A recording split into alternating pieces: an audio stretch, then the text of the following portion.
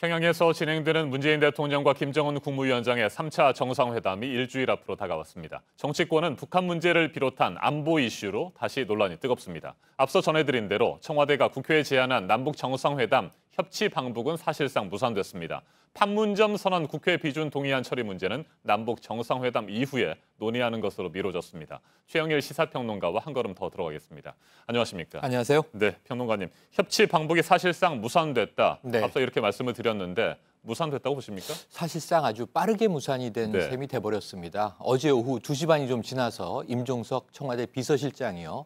사실은 정상회담 준비위원장의 자격으로 국회 정당 특별대표단이라는 이름까지 제안을 네. 하면서 이 9명에게 공개 제안을 한 겁니다. 그분들의 말씀까지도 조목조목 인용을 했어요.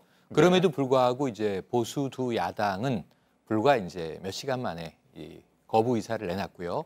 국회의장단은 회의까지 거쳤습니다만 결과적으로는 정기국회에 집중하겠다 이런 이유로 거부했기 때문에 협치 방북은 무산이다 이렇게 봐야 할 것 같습니다. 네, 자유한국당 소속인 이주영 부의장, 바른미래당 네. 소속인 주승용 주승용 부의장은 뭐 반대할 수도 있겠다, 뭐 이런 예측을 할 수 있었습니다만은 문희상 국회의장까지 네. 뭐 가지 않겠다 이런 뜻을 밝힌 것은 의외 아닙니까? 의외이긴 합니다. 네. 이 소속은 민주당이지만 물론 이제 국회의장은 소속을 이제 못 갖게 돼 있죠. 그렇죠. 지금 현재 무소속입니다만 충분히 이제 여당의 이런 입장을 지지할 만도 한데 이렇게 된 데는 이제 역학적인 관계가 있다고 봅니다. 문희상 국회의장 개인적인 입장보다는 네.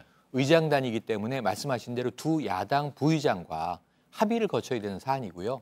그리고 국회 내에 지금 5당 체제 아니겠습니까? 사실 야당들에 대한 설득 이것이 중요한데 협치를 주도하는 입법부의 수장의 입장에서 야당들이 거부하는 상황에서 의장단만 간다. 이것도 좀 모양새가 이상할 수 있습니다. 그리고 지금은 또 이제 정기국회 과정이기도 하고요.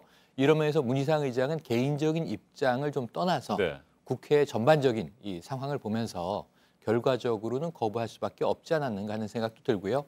여기서 조금 아쉬운 대목, 또 야당들이 좀 음모론도 제기하는 대목이긴 한데 청와대에서 이렇게 즉각적인 공개 제안을 하기 전에 네. 정당들을 좀 개별적으로 컨택을 하면서 이런 이 의견이 있는데 입장은 어떠신가라고 좀 개별적인 이 물밑 소통을 하고 나서 어느 정도 합의가 이루어진 상태에서 이런 또 공개적인 발표를 했다면 어땠을까? 사실 국회의장이나 야당 모두 어제 공개 제안을 이제 듣고 그때 부랴부랴 이것을 이제 논의해야 되는 과정이 아니었나 조금 아쉬움은 남는데 말씀하신 대로 일주일밖에 남지 않은 정상회담이고요. 일정도 뭐 아주 바투게 정해졌기 때문에 청와대도 바빴을 것이고 여러 가지 정황은 쉽지 않았을 점은 이해가 됩니다. 네, 이해찬 더불어민주당 대표는 갈 사람들은 가고 못 가겠다는 사람들은 설득은 해보지만 어쩔 수 없다 이런 입장을 발표를 했는데 네. 그렇게 된다면 범보수 야당들은 가지 않고 네. 더불어민주당과 범진보 야당, 민주평화당, 정의당은 함께 가게 될까요? 어떻게 전망하세요? 갈 가능성이 네. 높다고 봅니다. 이제 개별 행보가 되는 거겠죠. 사실 정동영 민주평화당 이 대표 같은 경우에는 이 북한 문제에 있어서는 뭐 이 통일부 장관도 역임했을 뿐만 아니라 개성공단의 설계자로 이제 본인 스스로도 자타가 평하는 분이기 때문에 방북 기회가 있다면 뭐 이런저런 이해관계를 다 떠나서 가서 북측 인사들을 만나서 이 평화 과정에 대한 설득 또 비핵화에 대해서 조금 더 진전된 모습을 네. 보여달라 이렇게 이제 설득하는 모습을 보여주는 것은 정당의 입장에서도 국민 여론의 입지가 좀 두터워질 수 있는 대목이 있고요. 또 실제로 남북 평화와 뭐 통일의 과정에 기여할 수 있는 부분도 있고요. 또는 지금 현재 5당의 대표 역할을 맡고 있는 분들이 대부분 다 차기 대권 잠룡으로 분류되는 분들입니다. 그렇다면은 이제 이 손학규 대표 같은 경우에 둘러리가 될 가능성이 크다, 가지 않겠다 이렇게 말씀하셨는데 기회만 있다면 북측을 접촉하는 기회를 갖는 것도 야당 입장에서는 좀 장기적인 정치 행보에서는 의미가 있지 않나 이렇게 생각할 수 있는데 문제는 지금 전국 문제 때문에 이제 뭐 거부와 찬성을 지금 이제 서로 갈림을 갈 수밖에 없는 상황이기 때문에 개별적인 선택으로 남겨졌다 이렇게 해석하는 게 옳을 것 같습니다. 일부 야당에서는 청와대가 어차피 협치 방북이 어렵다는 것을 알면서도 정략적으로 동행을 추진한 것 아니냐 뭐 이런 비판도 내놓고 있습니다. 이렇게 보는 이유 중에 하나는 판문점 선언, 국회 비준 동의안 처리를 압박하기 위한 것이다. 뭐 이런 얘기도 나오고 있고요. 어떻게 보세요? 그런 측면도 충분히 계산적으로는 이 해석 가능한 대목인데요. 아까 음모론이라고 잠깐 말씀드린 야당이 좀 과도하게 어제 진정성을 가지고 청와대가 제안을 한 것을 조금 더 비틀어서 해석을 한다면 이것은 국민 여론에서 야당의 입장을 호도하기 위함이 아니냐. 결국은 거절할 걸 뻔히 알면서 공개 제안을 했고 결국은 야당은 거절을 했고 이럴 때 국민들이 오히려 야당을 옹졸하다. 왜 이런 한반도 평화 문제에 협치하지 않느냐라고 비판받을 가능성을 청와대가 계산했다라고 보는 것이 이제 음모론인 거고요.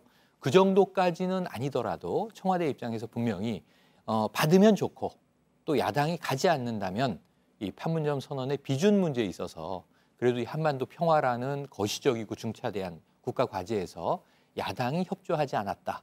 하지만 이 판문점 선언의 비준 정도는 그래도 임해줘야 되지 않겠는가 하는 이제 여론의 이제 이 유리함을 유불리를 해석했을 가능성은 염두에 둘 수 있죠. 그래서 야당이 그런 이야기를 하는 것은 충분히 해석 가능한 대목인데 다만 음모론적으로 거절할 것을 뻔히 예상하고 제안했다라는 말은 그건 또 이제 이 남북 정상회담이 갖는 중요성에 비하면 청와대의 진정성을 폄훼하는 것 아닌가 이렇게도 볼 수 있겠습니다. 네, 청와대는 당초 평양 정상회담 이전에 판문점 선언 국회 비준이 이루어지기를 기대하지 않았습니까? 맞습니다. 그런데 그건 사실 물 건너간 것 같고요. 평양 정상회담 이후에 논의하기로 했는데 이것도 쉽지 않아 보입니다. 쉽지는 않습니다. 네. 지금 원래대로라면 정부가 오늘 이제 이 요청을 보내도록 돼 있고요. 그렇죠. 11일 그리고 이제 이걸 처리해서 다음 주 이 남북 정상회담 문재인 대통령의 평양행 전에 비준을 해줬으면 좋겠다. 이건 벌써 4월 27일에 나온 선언 아니겠습니까? 비준에 대한 요구는 뭐 정부 여당 입장에서는 계속 있었고요. 그런데 야당은 지금 북한의 더 진전된 비핵화 실행 의지가 확인되지 않으면 우리 입법부가 이것을 덜컥 승인을 했는데 비준 통과를 했는데 북한이 또 다시 핵의 길로 돌아가면 어떻게 되는 것이냐 이제 의구심을 가지고 있는 것이죠. 특히 이제 보수 야당들이 이런 입장입니다만 그래서 비준은 어쨌든 지금 여당 입장에서도 표결을 하면 통과될 것도 같은데 표결을 하지 않고 여야 협치로 가자 해서 이 정상회담 이후로 미뤘단 말이죠. 이 미룬 것에 대해서도 언론은 두 가지 해석이 있습니다. 하나는 이 정상회담 전 비준은 물 건너갔다. 이렇게 보는 쪽이 있고요. 협치의 여지를 마련했다. 또 이렇게 해석하는 언론들도 있습니다. 이것은 이제 두 가지의 시각들이 있는데 그럼에도 불구하고 미뤄진 것은 사실인데 지금 야당에서는 외통위원들을 중심으로 해서 이 판문점 선언이 비준 대상이 아니다라는 입장들이 나오고 있어요. 그게 두 가지 해석이 또 공존합니다. 최근에 법제처는 비준 대상이라고 유권 해석을 내놨습니다. 왜냐하면 이 안에는 국가 재정이 투입되는 사업들이 언급이 돼 있죠.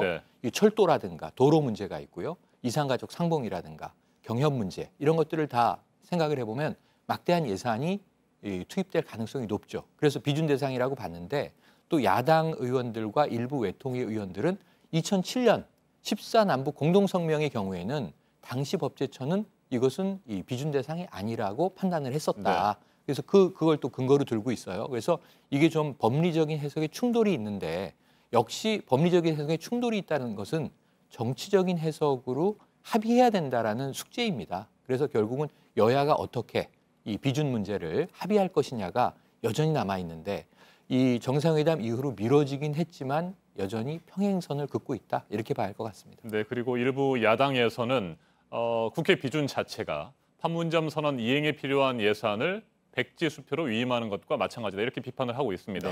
자, 직권 상정의 가능성은 있습니까? 직권 상정 가능성은 매우 희박하다고 봅니다. 이것이 지금 여야 쟁점으로 흐르게 되면요, 그 문재인 정부가 추구하는 남북 평화 이 체제 구축에도 맞지 않고요. 결국은 야당을 최대한 설득하기 위한 방법으로 이번에 협치 방북까지 준비를 했었는데 물론 무산은 되는 분위기입니다만 앞으로 아마 정부는 야당에 대한 설득을 계속 이어갈 것으로 보여지고요. 무리하게 직권상정 가능성은 희박하다 이렇게 봐야 할 것 같습니다. 알겠습니다. 최영일 평론가님 말씀 잘 들었습니다. 고맙습니다.